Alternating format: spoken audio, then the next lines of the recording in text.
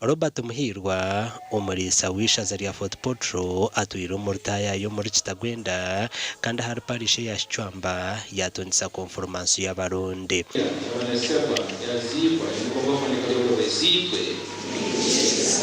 ogwataka tunjisa abana ba hinebi yabanza kubegesa na munonga amitwarize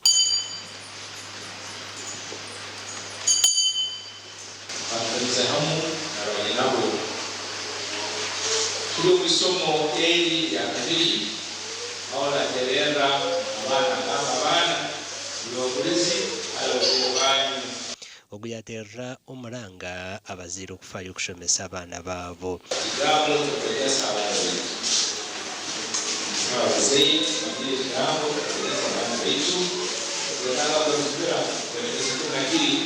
yagaruka yashaba abantu bona okurinda eby'obuhangwa obwari kubyarana n'omuti nk'ekyo kureberaho tubone ubuhaguzi buhabwa kurinda ubuhangwa kurangu byakabo bya imiti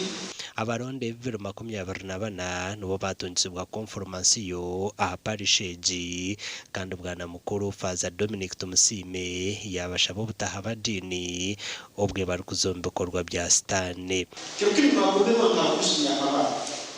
sineke atete kumasanga kanifune mufokera bafumu ninyo mufokera bagandi ninyo mu bujo bwa bafumu n'ugenda koroka kutera amahembe ninyo muri basumu ashyikireho abebembezi ba district ya KITAGWENDA kandi nabo kushaba kwabo kwaza kwegesa abana ebintu by'engoro tubiganye kuganira ibintu birenze birimo ejeje abakoze icyatsi abakoze n'abagira tekiko bakabishobora abinabana abari kutambika nasare primary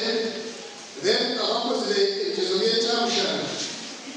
yishire umugenda mu runyaanya uzo musiri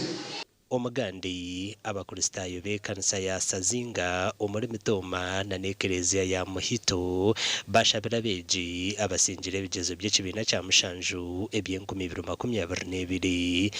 kandi nano kubendeza okutandika jesiniya y'okubanza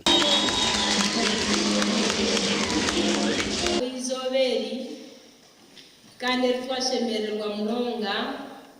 ahabwa beji bitu ababo bo base kutabarura ki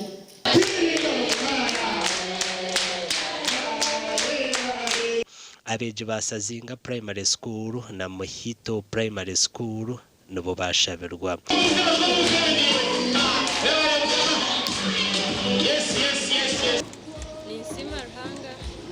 basekora aggregate mukaga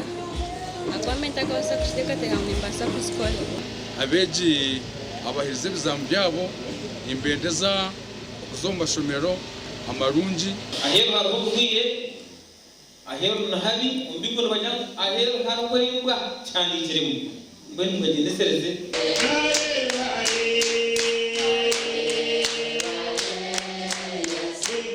abana bona nibija kumurika izuba ry'urwo kubanza na n'abasiniya yo kubanza amakuru agagasha kwa Timothy Mushabe na Ben Muhozi.